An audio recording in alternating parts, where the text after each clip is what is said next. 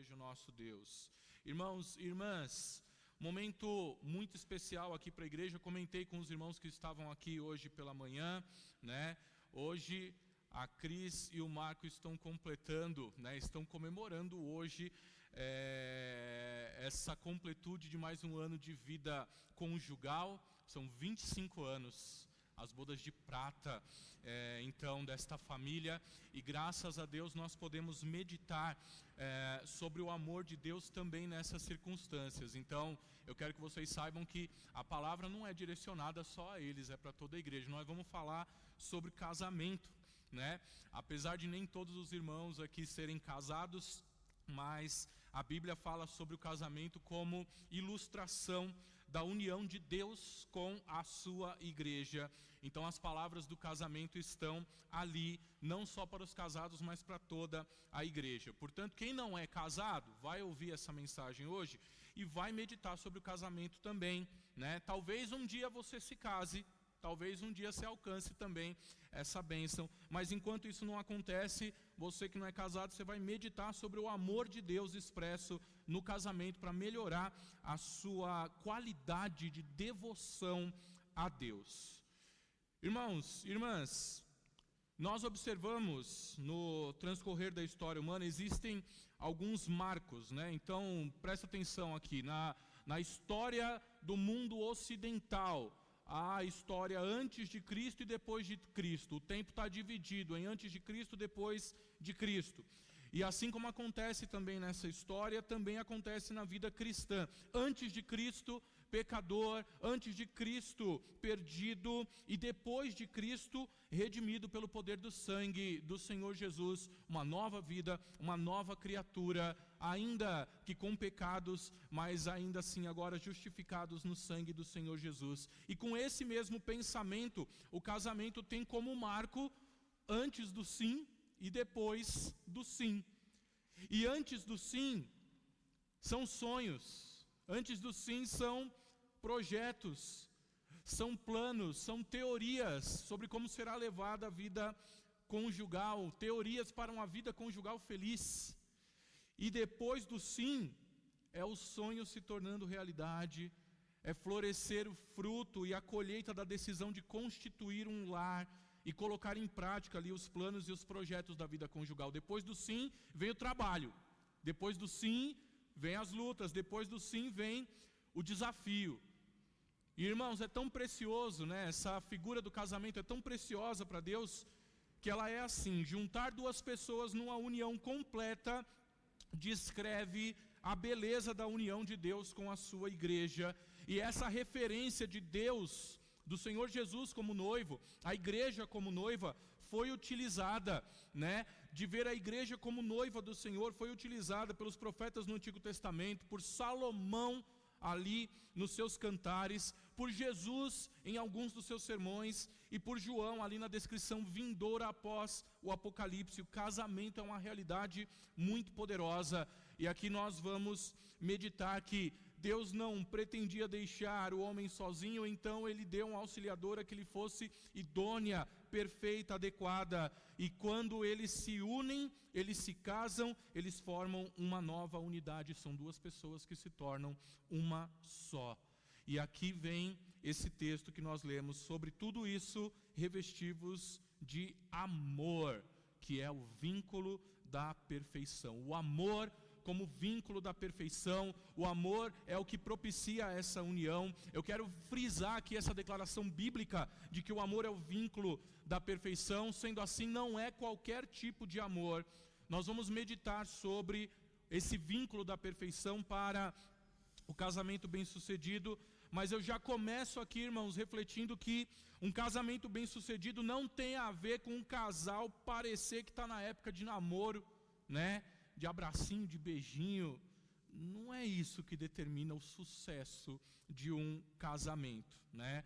Um casamento bem-sucedido, ele está firmado na realidade da suprema essência de Deus, que é o amor.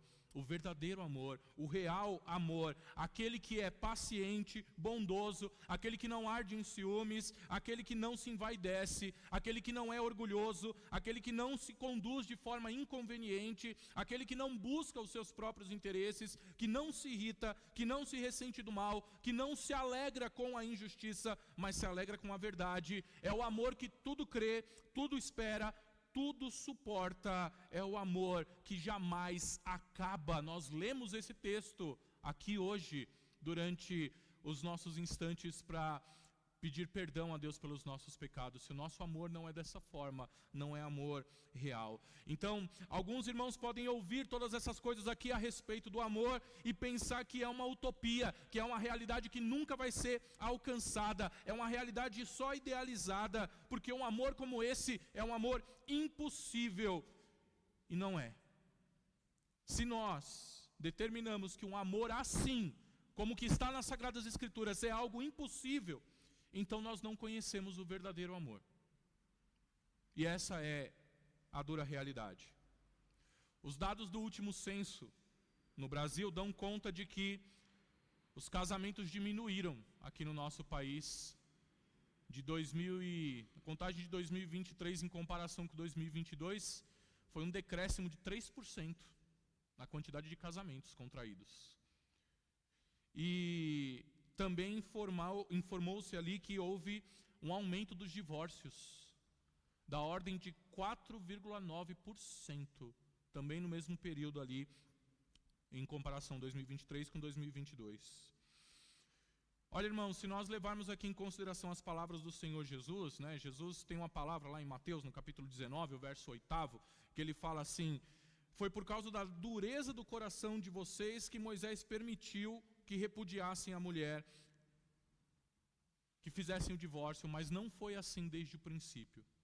Se nós levarmos isso em consideração, nós podemos concluir que a razão para essa realidade é a falta deste amor verdadeiro, conforme descrito aqui na primeira carta aos Coríntios.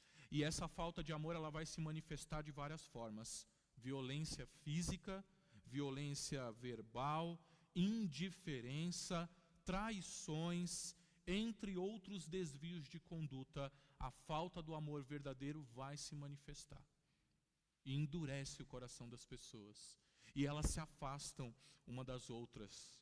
O casamento só pode ser bem sucedido se ele estiver firmado no amor bíblico, que é o vínculo da perfeição. Então, com base nessa declaração bíblica, quais as marcas desse amor? É nisso que nós vamos meditar um pouco hoje. A primeira marca desse amor é que ele é uma dádiva, ele é um presente.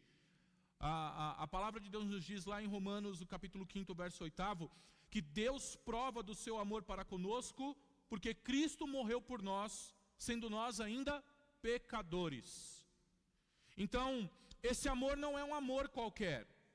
Esse amor começou com Deus, e Ele mesmo provou esse amor entregando o seu Filho, mesmo que nós ainda não pudéssemos corresponder, mesmo sendo ainda pecadores. Esse é o amor perfeito de Deus, que pela fé nós encontramos na sua graça, nessa dádiva, nesse presente que vem de Deus para nós. Então, quem professa esse amor aqui, pode dizer que se faz participante das dádivas, participante desse presente de Deus, quando recebem então o amor do Senhor Jesus como Senhor das suas vidas. Então a Bíblia declara, ainda nesse mesmo texto em Romanos, no capítulo 5, que o amor de Deus está derramado em nossos corações pelo Espírito Santo que nos é dado. Então é um presente, irmãos. O mesmo amor que nós recebemos como presente, como uma dádiva, nós temos que usar para constituir o casamento. Nós temos que usar para constituir a nossa união. É um amor que vem do próprio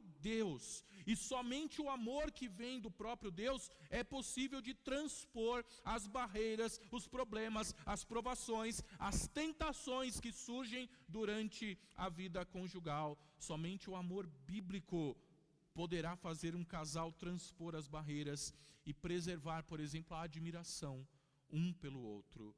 As pessoas precisam entender, irmãos, que assim como Deus nos amou, sendo nós ainda pecadores, com o amor de Deus é possível amar um ao outro ainda que as imperfeições apareçam ao longo da vida. Muita gente entra no casamento querendo apenas receber amor, e a Bíblia declara que é melhor dar amor do que receber amor. É muito melhor, não havendo assim a atitude de egoísmo, se ambos resolverem presentear um ao outro com o amor recebido de Deus. Então, irmãos, o amor bíblico, o amor de Deus é o vínculo da perfeição. Guarde isso no seu coração. É um presente que vem de Deus. Segundo lugar, o vínculo da perfeição, esse amor que vem de Deus, tem uma outra marca que é a marca da decisão. É a expressão da vontade. Nós vamos olhar para textos, por exemplo, como em Efésios, lá no capítulo 5, há uma palavra lá para os que vão se casar.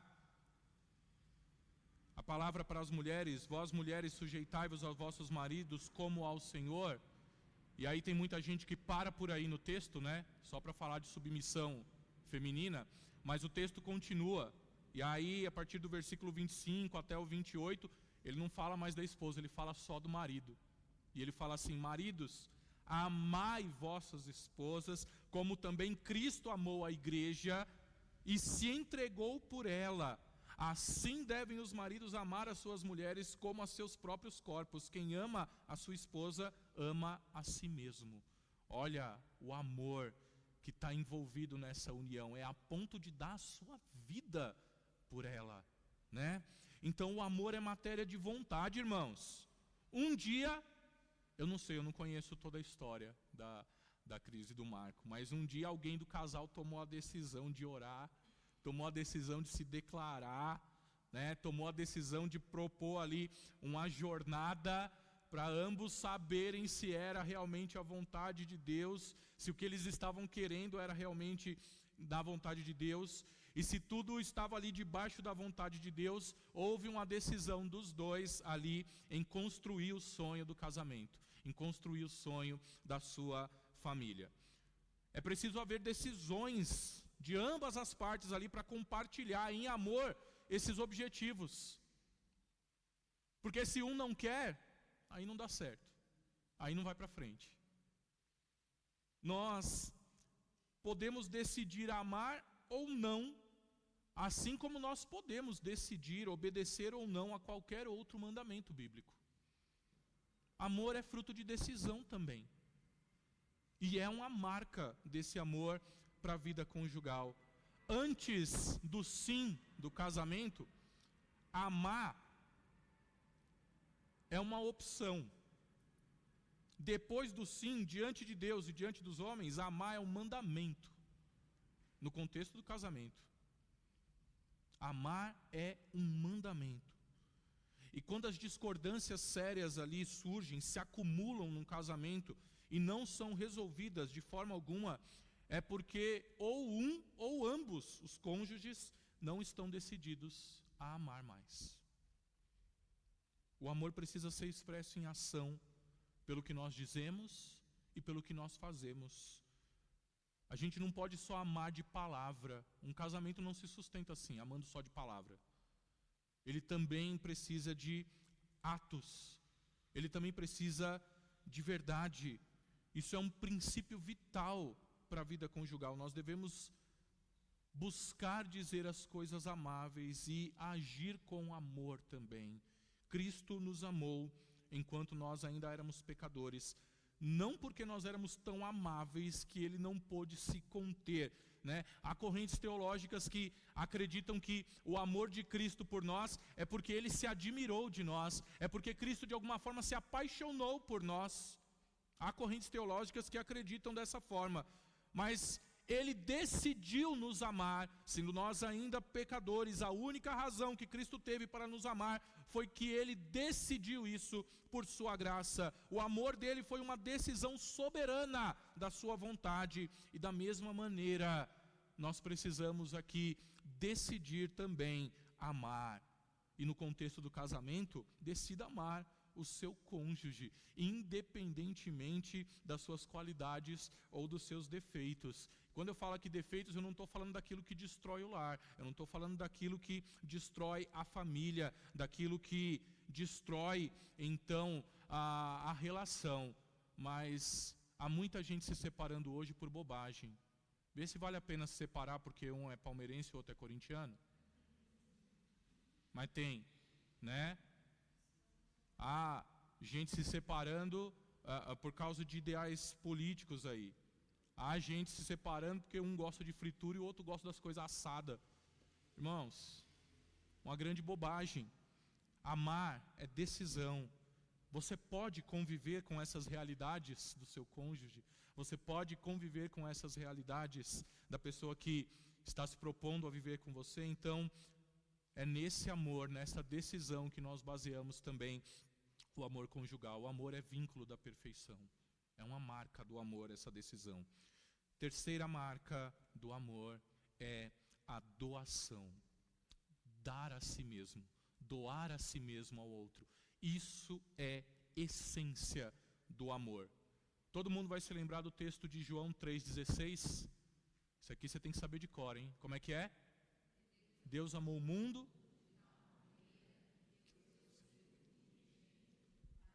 Todo aquele que nele crê não pereça, mas tenha vida. Glória a Deus, os irmãos são crentes mesmo. Glória a Deus. Deus amou o mundo de tal maneira que entregou o seu Filho. Então, olha, um dia houve a decisão de orar, de declarar, de propor a vida 2, e estudando direito como é que seria essa vida, né? Então, vocês não poderiam mais agir como solteiros, vocês não poderiam mais agir como nos tempos de antes, teriam que assinar um documento de comunhão de bens, né? Portanto, eu posso dizer que houve renúncia, houve doação de um para o outro. E uma das exigências básicas para resolver desacordos que surgem no transcorrer da vida é a vontade de darmos a nós mesmos, irmãos, pelo bem do outro, de sacrificarmos as nossas coisas pelo bem de outra pessoa. A lição fundamental do amor do Senhor Jesus Cristo é que nós devemos desistir muitas vezes de nossos propósitos, das nossas coisas, dos nossos próprios desejos pelo bem do outro. É isso que eu vejo aqui na palavra de Deus, quando ela diz: não façam nada por interesse pessoal, nem por vaidade, mas por humildade, cada um considerando superior o outro, não tendo em vista somente os seus próprios interesses, mas também os dos outros. Filipenses, lá no capítulo 2, verso 3 e o verso 4. Amar é se doar, amar é considerar o outro superior a si mesmo. Olha só, Jesus não causou o problema do nosso pecado. Você percebeu isso? Você sabe dessa história, você conhece a palavra de Deus. Jesus não causou o problema do nosso pecado, mas mesmo assim Ele se doou, Ele se sacrificou para prover uma solução para o nosso problema, sendo nós ainda pecadores. Em situações como essa, muitos cônjuges aí vão criticar, dizendo: é culpa dele, é culpa dela, então ele que resolva, ela que resolva, que se vire. Mas mesmo que isso for verdade, isso ajuda? Irmãos, o caráter cristão nos move a uma outra pergunta: o que é que eu posso oferecer para resolver? Como nós vamos resolver? Como nós podemos nos envolver para ajudar a tratar desse problema? Eu tenho certeza que o Marco e a Cris aqui têm várias dessas realidades aqui para testemunhar, para contar, assim como muitos irmãos aqui que já estão na vida conjugal extensa, já há um bom tempo. Doação é renunciar a si mesmo em benefício do próximo, e no casamento o próximo é o cônjuge, é quem está lá do seu lado. O amor é doação para se importar com o bem-estar do outro, e quando ambos querem consentir e renunciar pelo bem do outro, segue-se uma doação contínua, segue um amor perfeito, que é o vínculo da perfeição. É assim que é o vínculo da perfeição. Ele é doação, ele é decisão e ele é dádiva, ele é um presente. Ele parte do próprio Deus. E eu vou encerrar dizendo que o amor de Deus, que é o vínculo da perfeição, deve ser partilhado dessa forma, como uma dádiva, como um presente, um favor imerecido muitas vezes. É a graça de Deus, também para a vida do casal, para a vida da igreja. Também envolve a cada dia a decisão de amar. E nessa decisão nós temos que nos exercitar sempre. Exercitar em amar, em decidir, em conviver, em caminhar mais uma milha, em caminhar mais alguns passos. Amor, que é o vínculo da perfeição, é doar a si mesmo, renunciar aos próprios interesses no ato de doação pelo outro. Irmãos, nós queremos que todo casamento que nós proclamamos, ou que nós celebramos, ou que nós agradecemos a Deus aqui na igreja, seja para a honra e glória de Deus. Assim como é para a própria honra e glória do Senhor, a sua união com a sua igreja. Certamente essa palavra muda muitas coisas do conceito de amor egoísta, amor que é para atender só um lado, que muitas vezes nós podemos ter, inclusive com Deus. Mas medite sobre isso, para melhorar a qualidade da sua devoção ao Senhor. O amor é o vínculo da perfeição. Feche seus olhos, curva sua fronte, vamos orar. Senhor, obrigado pela Tua palavra, palavra que serve, Senhor Deus, para os propósitos do Teu Espírito Santo sobre as nossas vidas, que serve para os propósitos da Tua obra em nossos corações, que serve para os Teus propósitos na Tua igreja, na Tua família amada. Em nome do Senhor Jesus, nos ajuda, Pai, a buscar este amor em todos os momentos, para que de fato, Senhor, nós estejamos andando aqui neste vínculo da perfeição, aquilo que de fato vai manter a unidade do Teu povo contigo e a unidade do Teu povo entre o Teu próprio povo. Senhor, nos ajuda a ter um amor desprendido, nos ajuda a ter um amor sacrificial, nos ajuda, Senhor, a ter um amor decidido. Em nome do Senhor Jesus, nós oramos e nós pedimos. Amém. Louvado seja o nosso Deus.